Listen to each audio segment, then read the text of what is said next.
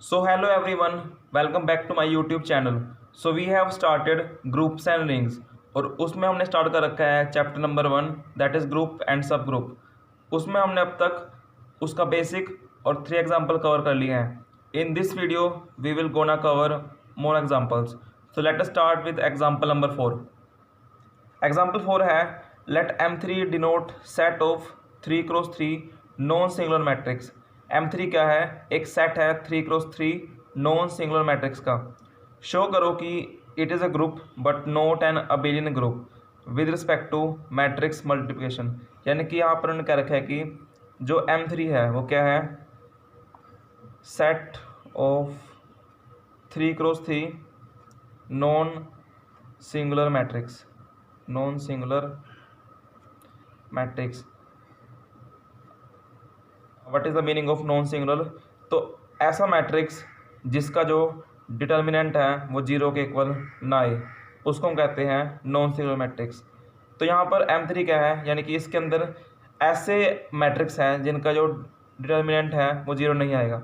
We have to show that it is a group but not an abelian group. यानी कि हम show करेंगे शुरू की 4 प्रॉपर्टीज़, क्लोजर, एसोसिएटिव, आइडेंटिटी और इनवर्स। ये चारों एग्जिस्ट करेगी but fifth one that is commutativity वो एग्जिस्ट नहीं करेगी। So let us start. So first मेरे पास है क्लोजर प्रॉपर्टी। उसमें क्या था कि अगर मैं कोई 2 एलिमेंट लूँ गिवन सेट से और उनके ऊपर मैं लगाऊँ बाइनरी कंपोजिशन, यानी कि उनके बीच में मैं लगाऊँ जो भी मुझे वहाँ पर दिया गया है बाइनरी ऑपरेशन, उसके बाद जो न्यू एलिमेंट आएगा यानी कि A स्टार B, तो वो मेरे पास बिलोंग करना चाहिए सेट से। तो यहाँ पर हम चेक करते हैं लेट A और B मैंने ले लिया M3 से। A और B क्या है यहाँ पर? Non singular matrix. तो दिस इम्प्लाइज A, अब यहाँ पर जो बाइनरी ऑपरेशन हो क्या है? मैट्रिक्स मल्टीप्लिकेशन, यानी कि AB। अब आप खुद सोचिए कि अगर A और B M3 से बिलोंग कर रहे हैं तो जो AB आएगा वो किससे बिलोंग करेगा? वो भी M3 से बिलोंग करेगा। क्यों? क्योंकि तो यहाँ पर क्या है? A का मेरे पास क्या ऑर्डर? 3x3। B का क्या है ऑर्डर? 3x3। तो जो AB आएगा उसका ऑर्डर क्या होएगा? 3x3 और वो भी क्या आएगा? Non singular. क्योंकि अगर A और B नॉन सिंगुलर है तो AB भी क्या आएगा? Non singular. तो दैट मीन्स AB जो है वो M3 से बिलोंग करेगा। सो दिस इम्प्लाइज क्लोजर जो प्रॉपर्टी यहाँ पर वो होल्ड करेगी। Closure property holds. अब आते बात एसोसिएटिविटी की, तो उसके लिए हम मानेंगे यहाँ पर 3 matrix let A B C belongs to M3। अब चाहे मैं पहले निकाल लूँ BC, उसके बाद मैं इसके कर दूँ मल्टीप्लाई A से, चाहे मैं पहले निकाल लूँ AB then I will multiply with C, तो इसका जो आंसर है हमेशा सेम आएगा।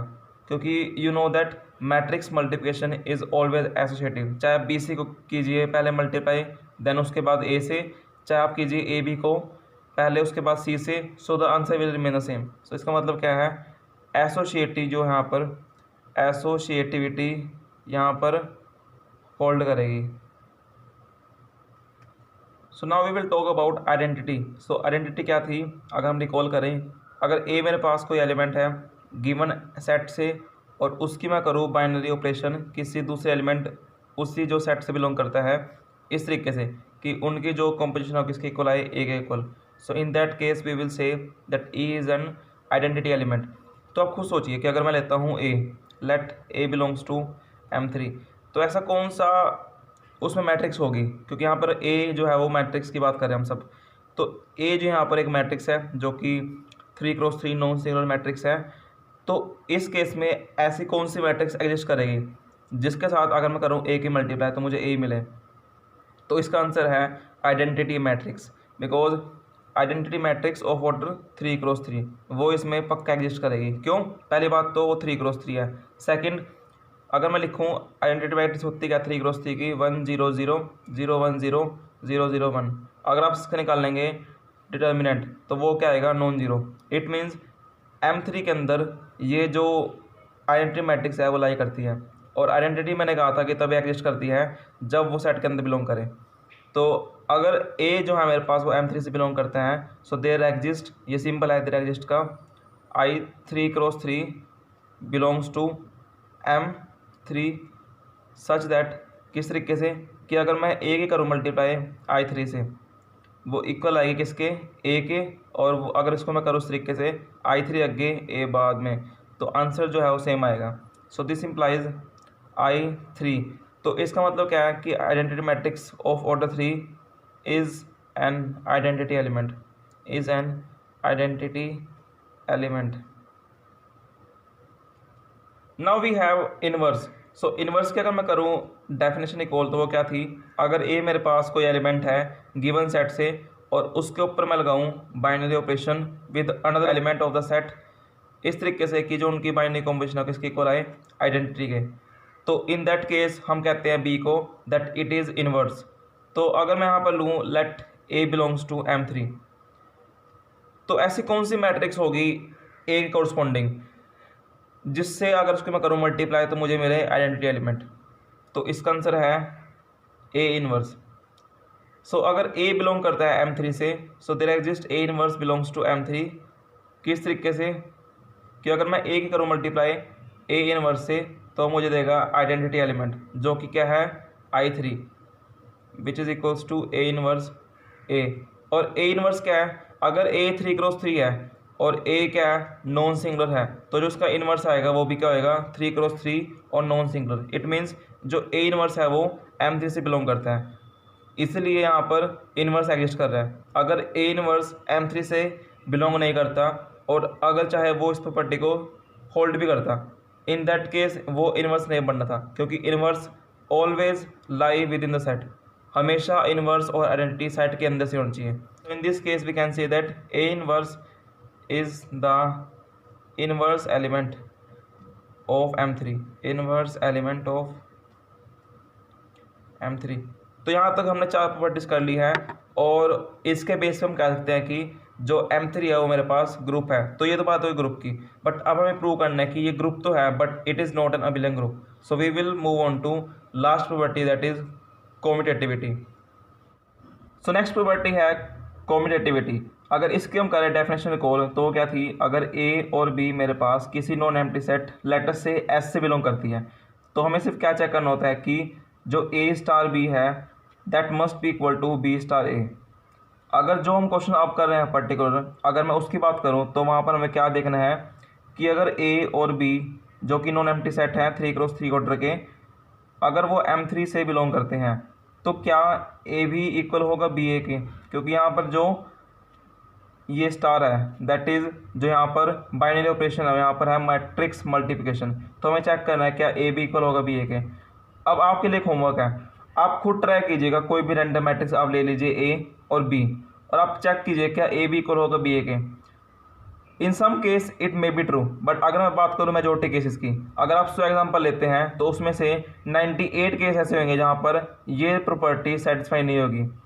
सम केसेस में it may be true, but हम लेके चलते हैं मेजॉरिटी के लिए, तो मेजॉरिटी के लिए ये चीज़ ट्रू नहीं होगी। सो इसी को हम यहाँ पर लिखेंगे। तो इसका मतलब क्या है, अगर ए बी बिलोंग करता है M3 से, तो हमारे पास ए बी नहीं इक्वल होगा बी ए के। सो this implies कॉम्यूटेटिविटी does not hold.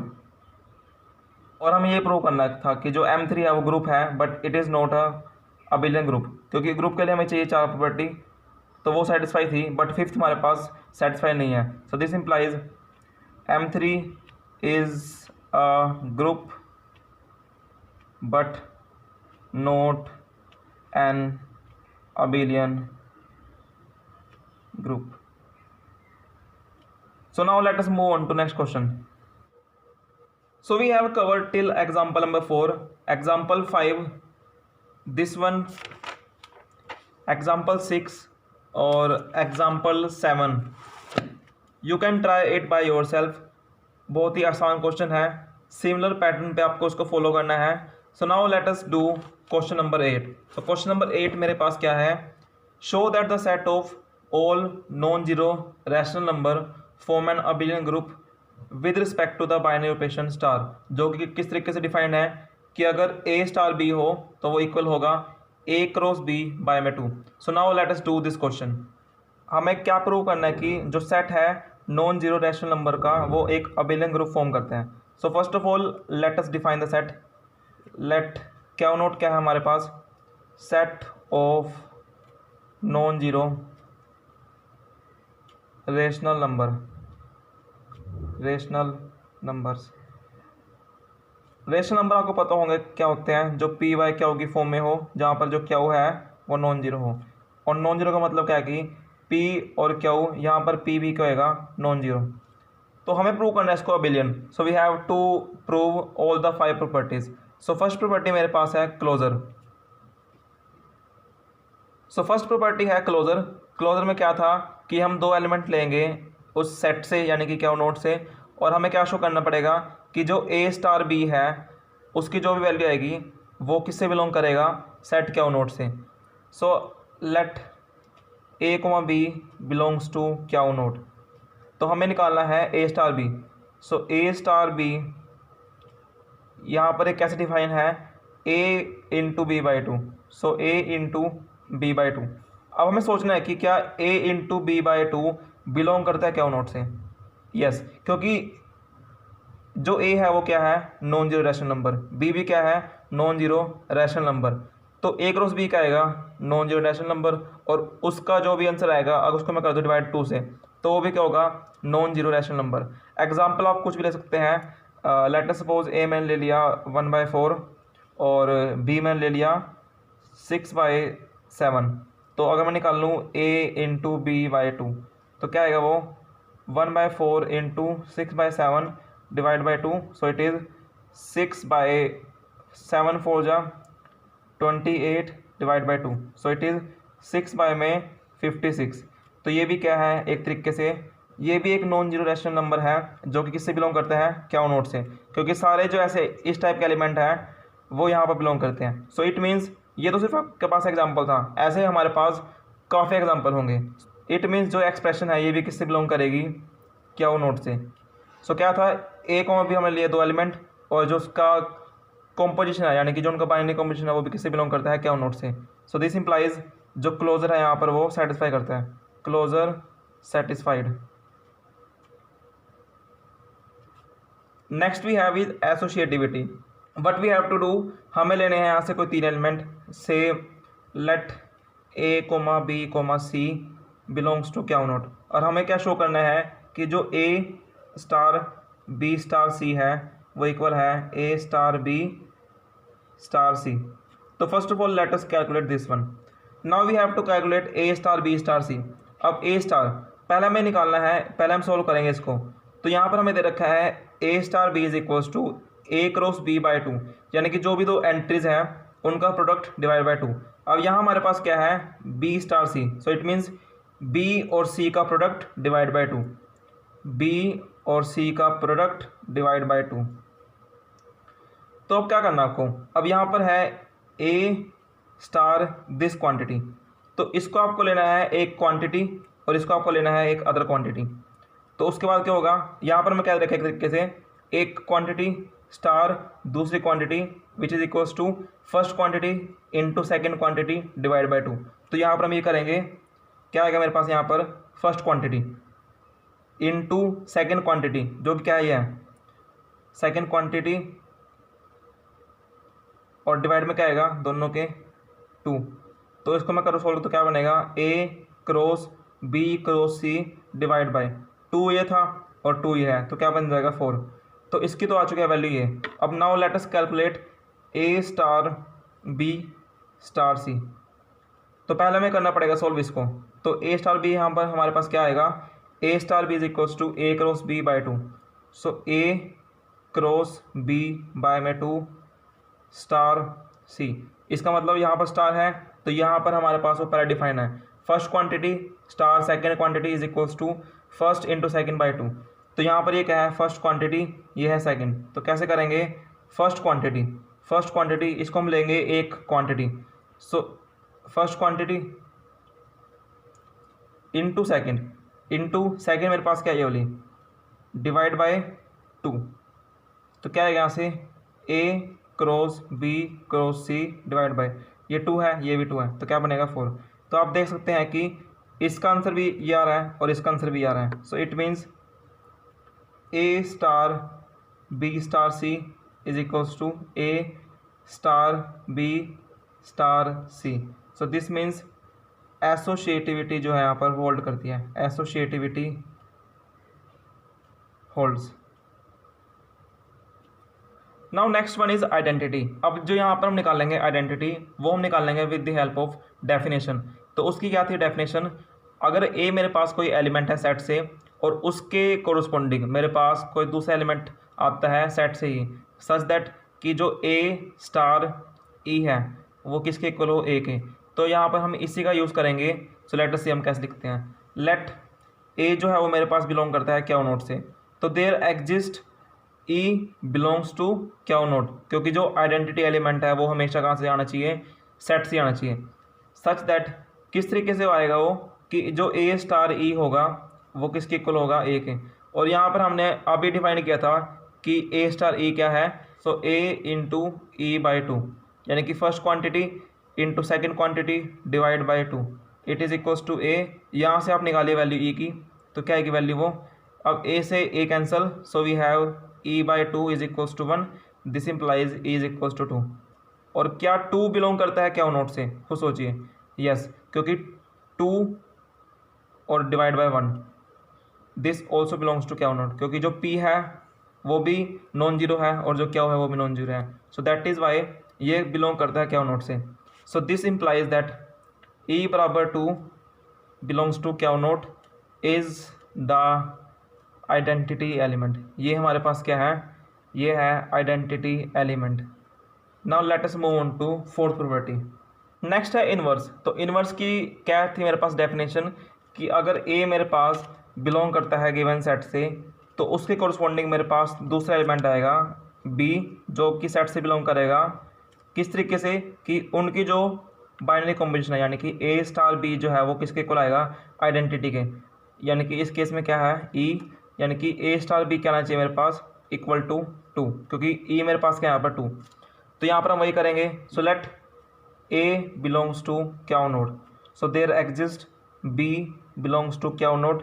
किस तरीके से, कि अगर मैं ए की करूँ बाइनरी कॉम्पोजिशन बी के साथ, तो इक्वल आएगी ई के, और ई यहाँ पर क्या है टू। सो हम लिखेंगे A star B is equals to two.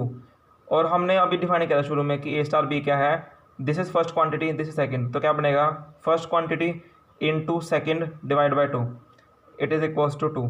तो यहाँ से हम निकालेंगे वैल्यू बी की, क्योंकि अल्टीमेटली हमें चाहिए वैल्यू बी की। ए इंटू बी क्या आएगा, फोर, सो बी क्या आएगा, four by a. So b मेरे पास आया है फोर बाई ए। तो अब हमें क्या चेक करना है कि क्या फोर बाई ए बिलोंग करता है क्यू नोट से या नहीं। तो यहाँ पर आप एक बात ध्यान रखें कि अगर मान लीजिए ए मेरे पास हो जाए जीरो, तो फोर बाई ए क्या होगा, infinity. So in that case ये बिलोंग नहीं करेगा क्यू नोट से। बट थोड़ा यहाँ पर हमें पहले सोचना पड़ेगा, क्या ए हमारे पास कभी जीरो होगा? The answer is no. क्यों? क्योंकि ए हम ले रखा है किससे, क्यू नोट से। और क्यू नोट क्या था, set of non zero rational number, यानी कि यहाँ पर ए कभी भी जीरो नहीं होगा। सो इट मीन्स क्या है कि जो फोर बाई ए है उसका भी जो आंसर आएगा वो क्या आएगा, वो नॉन जीरो आएगा। So A can be everything but it can not be zero. So it means four by A जो आएगा वो भी किससे बिलोंग करेगा, क्यू नोट से। सो इसका मतलब क्या है कि इनवर्स मेरे पास यहाँ पर एग्जिस्ट कर रहा है। सो फोर प्रॉपर्टीज़ हो चुकी हैं। सो इसके बेस पे हम कह सकते हैं कि क्यू नोट क्या है, ग्रुप है, but we have to prove that it is an abelian group. तो हमें लास्ट प्रॉपर्टी यानी कि कम्यूटेटिविटी को भी शो करना पड़ेगा। सो कम्यूटेटिविटी मेरे पास क्या था कि अगर मैं दो एलिमेंट लेता हूँ, let A comma B belongs to Q note, तो हमें क्या शो करना है, हमें शो करना है कि A star B is equals to B star A. तो पहले हम निकालते हैं ये, then we will calculate this. So A star B क्या आएगा मेरे पास, ये मेरे पास डिफाइंड था। ये क्या था डिफाइंड मेरे पास, कि first quantity multiply second divide by two. So क्या आएगा यहाँ से, first quantity A multiply second quantity B divide by two. तो ए स्टार बी की वैल्यू आती है ये, then we will calculate B star A. तो ये क्या बनेगा, first quantity B into second quantity A divide by two. अब आप खुद सोचिए, चाहे आप कीजिए ए क्रॉस बी, चाहे आप कीजिए बी क्रॉस ए, आंसर हमेशा सेम रहेगा। सो इट मीन्स अगर ये चीज़ सेम है तो इट मीन्स ये भी चीज़ सेम होगी। So it can be written as a cross B by two. तो आप देख पा रहे हैं कि इसकी भी वैल्यू है और इसकी भी वैल्यू है। So that means we can say that a star B is equals to B star a. So this implies commutativity, या जो आप कह सकते हैं कि कॉम्यूटेटिव लॉ यहाँ पर जो है वो होल्ड करता है। तो पांचों प्रॉपर्टी मेरे पास हो चुकी हैं satisfy. So we can say that Q naught is an abelian group. अब जो एग्जांपल नंबर 9 है, prove that set Q naught of all non zero rational number forms an abelian group under the operation of multiplication of rational number. यानी कि same question है 8 की तरह, but वहाँ हमारे पास क्या था, वहाँ हमारे पास जो बाइनरी ऑपरेशन था वो स्टार था, और वहाँ पर उन्होंने इसको कैसे डिफाइन कर रखा था, A star B is equals to A into B by two. But यहाँ हमारे पास क्या है, ऑपरेशन हमारे पास क्या हो चुका है यहाँ पर, मल्टीप्लाई का। यानी कि यहाँ पर हमें दे रखा है ए क्रॉस बी। तो बिल्कुल सेम प्रोसेस है, कुछ नहीं करना आपको, बिल्कुल सेम प्रोसेस बाई चलेगा। So you can do it by yourself. Then we have example number 10। So example number 10 क्या है, show that the set G is equals to a plus b root two, जहाँ पर ए और B किससे belong करते हैं, क्या उसे, वो एक अबेलियन ग्रुप है with respect to addition. So you can do it by yourself, example बहुत ही आसान है। Then we have example number 11। So this is also based upon example number 9, और जो हमने 8 किया है अभी। देन 12th एग्जाम्पल आपको नहीं करना है। देन अब आती है बात नेक्स्ट की, जहाँ पर हम बात करेंगे एडिशनल मॉडलों की और मल्टीप्लिकेशन मॉडलों की। तो इसको हम शुरू करते हैं। So now we will talk about two important topic. First is addition modulo m and second is multiplication modulo m. यहाँ से आपको एक न एक क्वेश्चन एग्जाम में जरूर मिलेगा। तो इसको हम लिखते कैसे हैं, it is written as a addition modulo m with b, यानी कि दो कोई एलिमेंट है, उसके बीच में ये जो ऑपरेशन है इसको हम कहते हैं एडिशन मॉडलो एम। इसको लिखते कैसे हैं, प्लस का सिंबल बिकॉज एडिशन, और मॉडलो एम कैसे लिखते हैं, उसके पैरों में एज अ सबस्क्रिप्ट। तो इसको लिखने का ये तरीका है। Then we will talk about what is multiplication modulo. इसको लिखते कैसे हैं, कोई दो एलिमेंट है ए और बी, उसके बीच में सिंबल ऑफ मल्टीप्लाई और उसके पैरों में एम, यानी कि मल्टीप्लाई का सिंबल। और क्यों मल्टीप्लाई, क्यों, क्योंकि यहाँ पर हमारे पास है मल्टीप्लिकेशन, और मॉडलो एम के लिए उसके पैरों में एम, यानी कि उसके सबस्क्रिप्ट में एम। तो ये तो होगी बात एडिशन मॉडलो एम को शो करने की और इसको शो करने की। अब आती है बात कि इसका मेन काम क्या है। इसका जो आंसर आएगा वो क्या आएगा, आर, यानी कि इसकी जो वैल्यू आएगी वो आर आएगी। और आर यहाँ पर क्या है, आर जो यहाँ पर है वो जीरो से बड़ा होगा या उसके बराबर होगा, और एम माइनस वन से छोटा होगा। मान लीजिए एम मेरे पास होते हैं यहाँ पर 5, तो हम कैसे लिखते हैं, ए एडिशन मॉडलो 5 विद बी।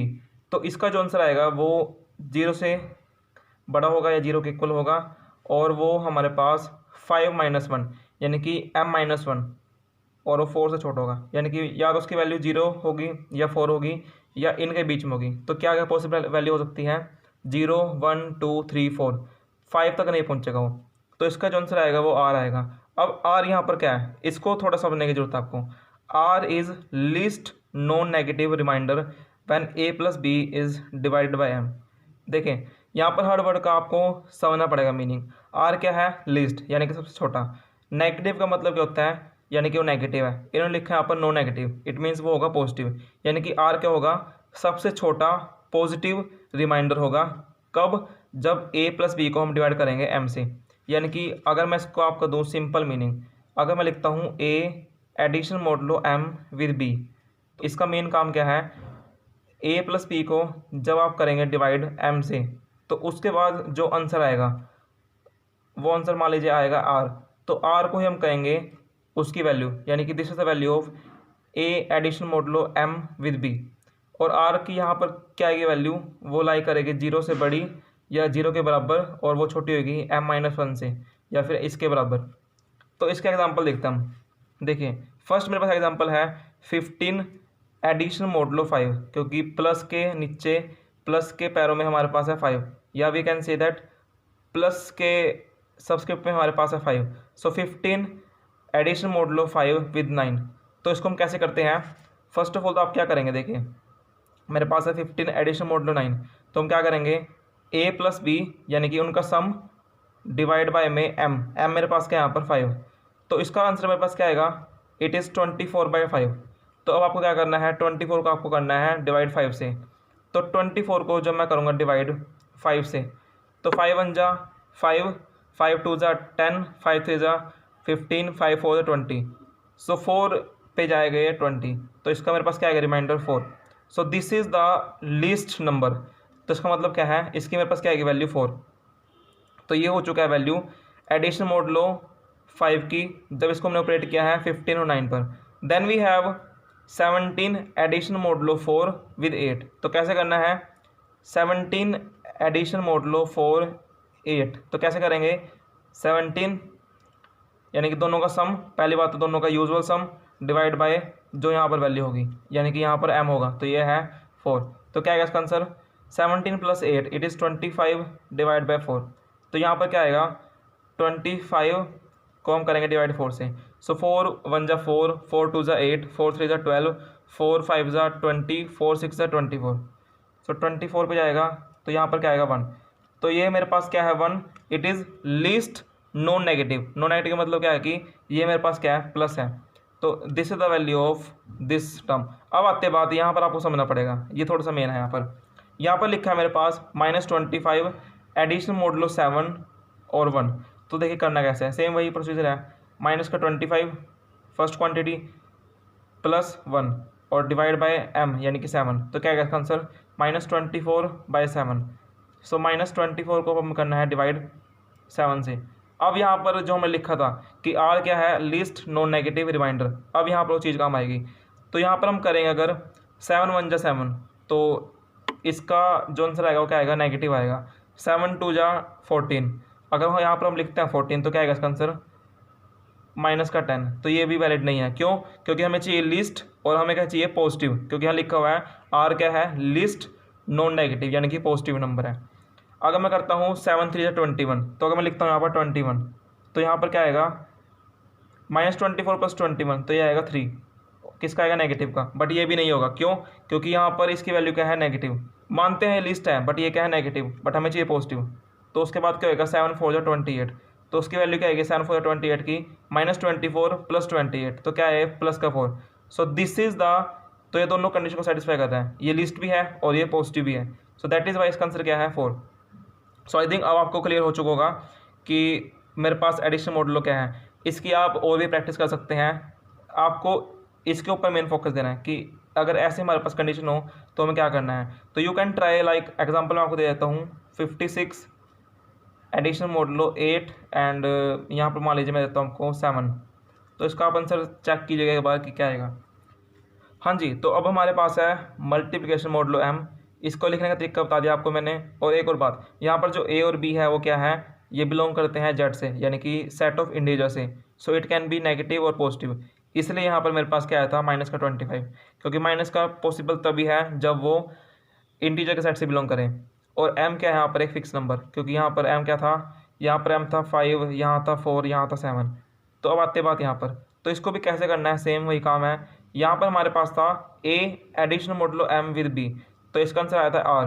तो यहाँ भी सेम काम है, इसका भी क्या आएगा आंसर r ही आएगा। और r मेरे पास क्या है, it is least non negative remainder, same वही चीज़ है। और ये कब आएगा r, जब a क्रॉस b को हम करेंगे किससे डिवाइड m से। यानी कि अगर मैं बात करूँ a multiplication modulo m with b, तो क्या करना है, पहली बात तो सिंपल मल्टीप्लिकेशन a और b की, और उसको हमने करना है डिवाइड m से। तो बिल्कुल सेम चीज़ है। अगर आता है एडिशनल मॉडुलो, तो क्या करना है, simple some divide by m जो यहाँ लिखोगा। और अगर आती है बात मल्टीप्लिकेशन मॉडुलो m की, तो क्या करना है, पहले मल्टीप्लाई डिवाइड बाय m। तो अब आती है बात इसका एग्जांपल की। तो फर्स्ट मेरे पास एग्जांपल 8 मल्टीप्लिकेशन मॉडुलो 3 विद 4, तो क्या आएगा देखिए इसका। तो पहले हमें करनी है सिंपल मल्टीप्लाई, तो 8 × 4 डिवाइड बाय 3, क्योंकि m क्या है 3, तो क्या बनेगा 8 4 ज़ा 32 डिवाइड बाय 3। तो इसका मेरे पास क्या आएगा, अगर मैं करूँ 32 को डिवाइड 3 से, सो 3 1 ज़ा 3 नहीं जाएगा, 3 2 ज़ा 6 नहीं जाएगा, 3 × 3 9 नहीं जाएगा। सो हमें चलना पड़ेगा नीचे, वी विल गो टू 3 10 ज़ा 30, सो 3 10 ज़ा 30, तो क्या आएगा वो 2। अगर आप सोच रहे होंगे कि मैं अगर जाऊँ मैं 11 पे, तो 11 पे हमारे पास क्या आएगा 3 के, अगर मैं करता हूँ 32 से, तो 3 × 11 कितना आएगा 33। बट इसका आंसर मेरे पास क्या आएगा -1। बट हमें मानते हैं लिस्ट है, बट ये क्या है नेगेटिव है। बट हमें चाहिए लिस्ट नॉन नेगेटिव, यानी कि लिस्ट होना चाहिए और वो क्या होना चाहिए पॉजिटिव होना चाहिए। नॉन नेगेटिव मतलब क्या है कि पॉजिटिव। तो ये तो यहाँ पर वैलिड नहीं होगा, इसका मतलब क्या है, इसका आंसर क्या आएगा 2। Next we have is 9 multiplication modulo 4 with 5। तो इसका क्या आएगा, पहली बात तो multiply, so 9 into 5 divide by M, M क्या है यहाँ पर 4, सो 9 5 जा 45 डिवाइड बाई 4, तो इसको हम करते हैं 45 डिवाइड बाई 4, 4 1 जा 4, 4 2 जा 8, 3 पर नहीं जाएगा, 4 पर भी नहीं, 5 पर भी नहीं, सो 4 10 जा 40, 4 into 11 it is 44, so it is 44, तो यहाँ पर क्या आएगा 1। तो this is the least positive remainder, क्योंकि ये लिस्ट भी है और पॉजिटिव भी है, सो दैट इज़ वाई इसका आंसर क्या आएगा 1। Next we have is minus का 6 मल्टीप्लिकेशन मॉडुलो 4 इंटू 9। तो क्या करना है, दोनों के पहले मल्टीप्लाई, सो माइनस का 6 into 9 divide by 4, 9 6 54, so minus का 54 डिवाइड बाई 4। तो बात की इसको कैसे करेंगे, सो 4 के यहाँ से हम करेंगे इसको -54 से, सो देखिए 4 इंटू 11 इज़ 44, तो यहाँ 44 तो नहीं आएगा, 4 इंटू 12, 12 4 जा 48, अगर मैं करूँ यहाँ से 48 तो क्या आएगा 54 माइनस का और प्लस का 48, तो कितना आएगा माइनस का 6, बट ये नहीं चलेगा, क्यों, क्योंकि नेगेटिव है और हमें नेगेटिव को अवॉइड करना है। 4 इंटू 13 कितना आएगा 52, तो 52 आएगा, तो माइनस का 54 प्लस का 52 कितना आएगा माइनस का 2, मानते हैं लिस्ट है बट क्या है नेगेटिव है। उसके बाद क्या आएगा 4 इंटू 14 कितना आएगा 14 4 जा 56, तो 14 4 जा 56 कितना आएगा माइनस का 54 प्लस का 56, तो क्या आएगा प्लस का 2, तो क्या है लिस्ट भी है और पॉजिटिव भी है, तो इसका आंसर क्या आएगा 2। सो आई थिंक अब आपको क्लियर हो चुका होगा कि एडिशन मॉडलों में और मल्टीप्लिकेशन मॉडलों में क्या डिफरेंस है। तो आज हम यहीं पर खत्म करते हैं वीडियो को। In the next video we will discuss some of the question based on this addition modulo and multiplication modulo, ये बहुत ही इंपॉर्टेंट है। तो आज के लिए हम करते हैं सिर्फ यहीं तक। अगर आपको कोई डाउट है तो you can ask me in the comment box, और जो क्वेश्चन मैंने छोड़े हैं बीच में उनको जरूर ट्राई कीजिएगा। मिलते हैं नेक्स्ट वीडियो में, till then bye bye and have a good day.